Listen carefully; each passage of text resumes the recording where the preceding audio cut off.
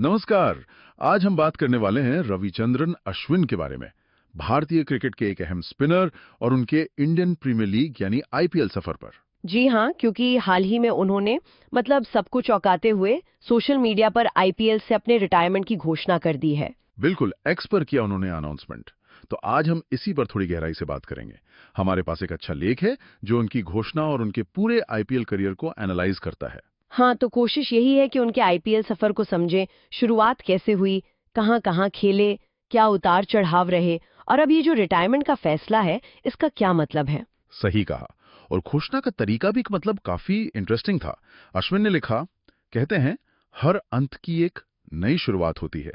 एक IPL cricketer के तौर पर मेरा समय आज समाप्त हो रहा है, लेकिन विभिन्न लीगों में खेल के एक अन्वेषक के रूप में मेरा समय आज से शुरू होता है। अन्वेषक, ये शब्द मुझे काफी सोचने पर मजबूर करता है। Explorer, investigator. बिल्कुल, ये सिर्फ ये नहीं कह रहा कि वो खेलते रहेंगे, ऐसा लगता है कि वो खेल को या शायद अपनी भूमिका को एक अलग नजरिए से एक्सप्लोर करना चाहते हैं। हाँ, मतलब क्या वो नई तकनीकें आजमाएंगे या अलग अलग लीग्स में जाकर कुछ सीखेंगे। ये उनके दिमाग को दिखाता है, हमेशा कुछ नया सोचने वाला। सही बात है। खैर, इस अन्वेषक वाली बात पर आखिर में लौटेंगे, पहले उनके आखिरी आईपीएल पड़ाव पर आते हैं। इस साल की बात करें तो चेन्नई सुपर किंग्स सीएसके। हाँ, 9.5 करोड़ रुपए, एक बड़ी रकम में उन्हें वापस खरीदा। जी, जिसे ग्रैंड होम कमिंग कहा जा रहा था, क्योंकि करियर शुरू भी तो वहीं से हुआ था। एक पूरी कहानी की तरह लगता है। बिल्कुल, एक सर्कल पूरा हुआ। पर जैसा अक्सर होता है, अंत शायद उतना शानदार नहीं रहा प्रदर्शन के लिहाज से।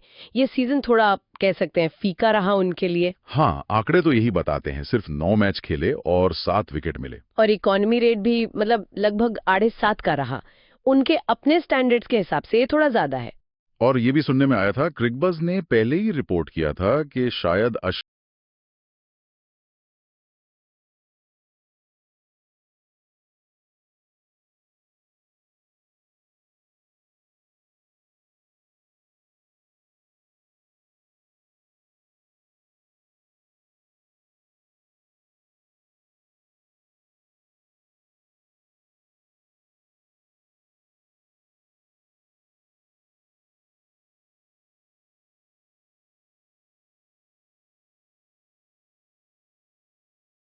अश्विन और सीएसके के रास्ते अलग हो सकते हैं इस सीजन के बाद। हाँ, तो शायद ये बहुत अनएक्सपेक्टेड भी नहीं था।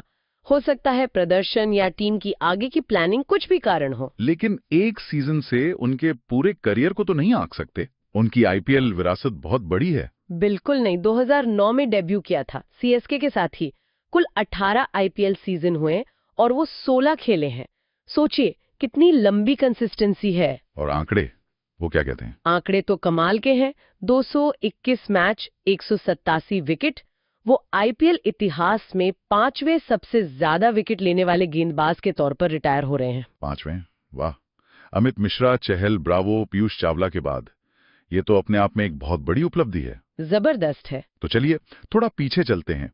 उनके सफर की शुरुआत में सीएसके के साथ वो जो गोल्डन पीरियड था, 2009 से 2015 तक का। हाँ, वो दौर तो सीएसके का दबदबा था और अश्विन उसके एक अहम स्तंभ थे। 2010 और 2011 जब सीएसके ने लगातार 2 टाइटल जीते, अश्विन का रोल बहुत बड़ा था। बहुत बड़ा। 2010 में 13 विकेट और 2011 में तो 20 विकेट लिए थे उन्होंने। खासकर चेपॉक की धीमी पिचों पर पावर प्ले में आकर रन रोकना और विकेट लेना, वो उनकी खासियत बन गई थी। और सिर्फ आईपीएल नहीं, 2010 में सीएसके ने चैंपियंस लीग टी20 भी जीती थी, वो जो अब नहीं होती लीग। हाँ, और अश्विन उसमें प्लेयर ऑफ द सीरीज थे। ये दिखाता है कि वो बड़े मैच के प्लेयर थे। बिल्कुल। और बड़े मैच की बात करें तो 2011 का फाइनल मुझे आज भी याद है। ओ हाँ, आरसीबी चेज कर रही थी 206 रन, और क्रिस गेल उस सीजन में क्या फॉर्म में थे। तूफानी फॉर्म में। और धोनी ने अश्विन को पहला ओवर दिया और अश्विन ने पहले ही ओवर में गेल को 0 पर आउट कर दिया। वो विकेट शायद मैच का टर्निंग पॉइंट था। वहीं से आरसीबी बैकफुट पर चली गई। बिल्कुल, वो एक मास्टर स्ट्रोक था धोनी का, और अश्विन का एग्जीक्यूशन भी कमाल का था। फिर 2014 में एक और चैंपियंस लीग जीती सीएसके के साथ थे, पावर प्ले हो, मिडिल ओवर्स हो। सही। लेकिन फिर 2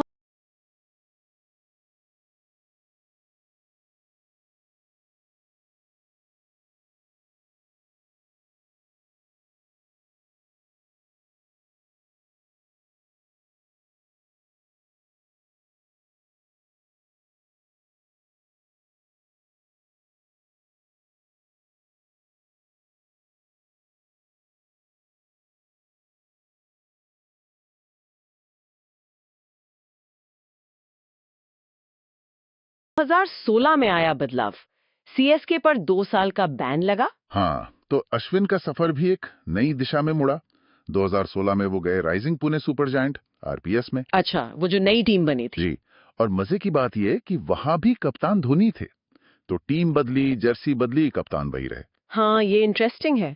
लेकिन 2017 में वो खेले नहीं थे शायद। नहीं, 2017 में चोट के कारण वो पूरा सीजन मिस कर गए थे। ओ, और फिर 2018 में एक और बड़ा मोड़, पंजाब किंग्स। हाँ, ये उनके करियर का एक अलग चैप्टर था। 2018 के मेगा ऑक्शन में पंजाब ने राजस्थान रॉयल्स से बिडिंग वॉर के बाद उन्हें 7.60 करोड़ में खरीदा। अच्छी खासी रकम। और सिर्फ खरीदा नहीं, उन्हें टीम का कप्तान भी बनाया। ये एक बड़ा शिफ्ट था, एक लीडिंग बॉलर से टीम लीडर बनना। पंजाब की कप्तानी, ये एक अलग तरह का चैलेंज रहा होगा उनके लिए। एक टॉप बॉलर जब कप्तान बनता है तो क्या परफॉर्मेंस पर असर पड़ता है? हो सकता है।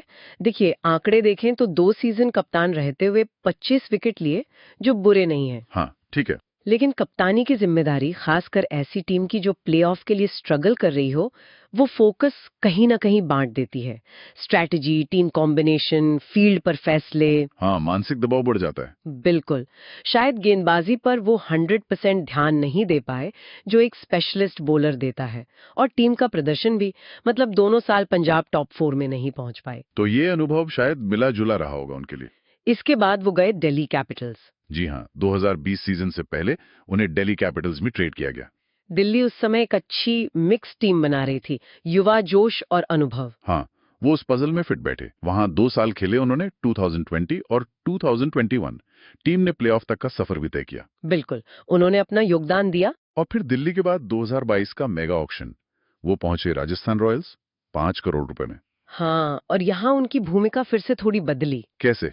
राजस्थान रॉयल्स में वो अकेले मुख्य स्पिनर नहीं थे, उनके साथ थे युजवेंद्र चहल। ओ हाँ, चहल